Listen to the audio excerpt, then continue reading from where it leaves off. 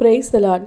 Grace of Karunya என்ற ஊழியத்தின் மூலம் புதிய மாதத்தின் முதலாவது நாளிலும் நாம் ஆண்டவரை நோக்கி பார்க்க நமக்கு தயவை பாராட்டி, கிருபை பாராட்டி, இரக்கம் பாராட்டி நம்மை வழிநடத்தி வந்த தேவனை கைகோர்த்து இந்த புதிய மாதத்தில், ஆண்டவரே நீங்கள் எங்களோடு வாங்கப்பா, 5 மாதங்களிலும் எங்களை சுகமாய் தங்க பண்ணினீங்க, எங்களை ஆசிர்வதித்தீங்க. அநேகர் நாங்கள் இந்த மாதம் மே மாதத்தை துவங்கும் பொழுது எப்படி ரிசல்ட் வரும், எப்படி ஃபீஸ் கட்ட போகிறோம் இப்படின்னு அநேக அங்கலாய்ப்போடு இருந்தோம்.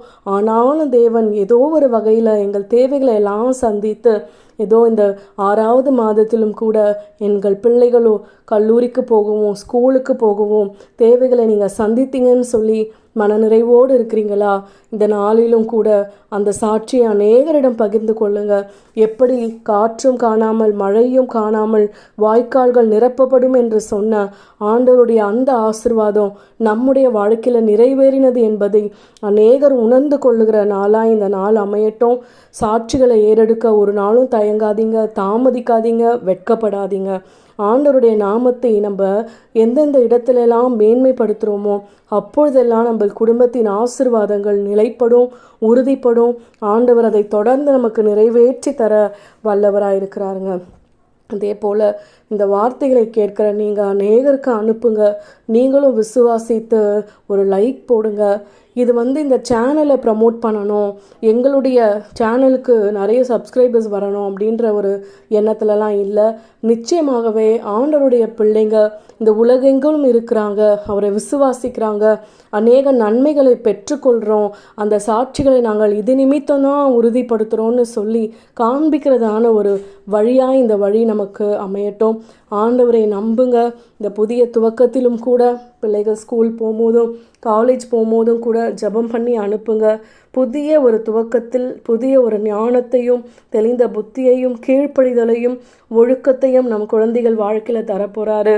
எவ்வளோ பேர் மனக்கலக்கத்தோடும் வேதனையோடும் என்னுடைய வாழ்க்கையில் கிடைக்காத ஆசீர்வாதங்கள் எல்லாம் எங்கள் பிள்ளைகளுடைய வாழ்க்கையில் கிடைக்கணும்னு சொல்லி ஒரு ஏக்கத்தோடு எதிர்பார்ப்போடு நீங்கள் உங்கள் குழந்தைங்கள ஸ்கூலுக்கும் காலேஜுக்கும் அனுப்பியிருக்கீங்கள. நிச்சயமாகவே உங்கள் பேரை அவர்கள் பெருமைப்படுத்த போகிறாங்க. உங்கள் பிள்ளைகள் நிமித்தம் உங்கள் குடும்பம் ஆசீர்வதிக்கப்பட போகிறது. விசுவாசியுங்கள். உறுதிப்படுகிற ஒரு அனுபவத்தை உங்கள் வாழ்க்கையில் நீங்கள் பெற்றுக்கொள்ள போகிறீங்க.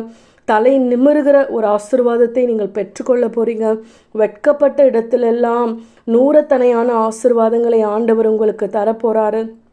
எந்த இடத்துலலாம் நீங்கள் ஒதுக்கப்பட்டீங்களோ, எந்த இடத்துலலாம் நீங்கள் அவமதிக்கப்பட்டீங்களோ அந்த இடங்களில் உங்கள் பிள்ளைகளின் நிமித்தம், அவர்களுடைய முன்னேற்றத்தின் நிமித்தம் அநேகர் உங்களை அழைத்து முன்னிறுத்த போகிறாங்க, மரியாதை செலுத்த போகிறாங்க.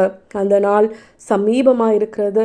ஆண்டவர் நிச்சயம் உங்களை ஆசீர்வதிக்கவே ஆசீர்வதித்து பெருகவே பெருக பண்ண போகிறார்.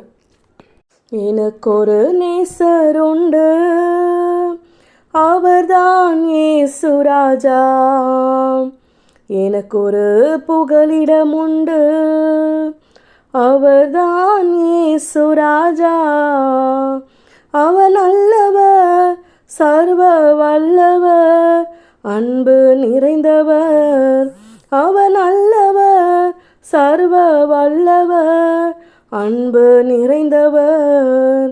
எனக்கொரு நேசர் உண்டு, அவர்தான் இயேசு ராஜா. ஆமன் பாருங்களே, நம்முடைய நேசபிதா நேசகுமாரன் அன்பினாலும் இரக்கத்தினாலும் கிருபையினாலும் உங்களை முடிசூட்டி புதிய மாதத்தில் புது புது ஆசீர்வாதங்களை வாழ்க்கையில் தந்து ஆசீர்வதிக்க போகிறார். விசுவாசித்து நன்மைகளையும் மேன்மைகளையும் கிருபைகளையும் ஆசீரையும் நாமும் நம் குடும்பமும் நம்மை சுற்றி இருக்கிறவர்களும் பெற்றுக்கொள்ளும்படியாய் ஆண்டவருடைய கரத்தில் நம்மை ஒப்பு கொடுக்கலாம். ஆமேன்.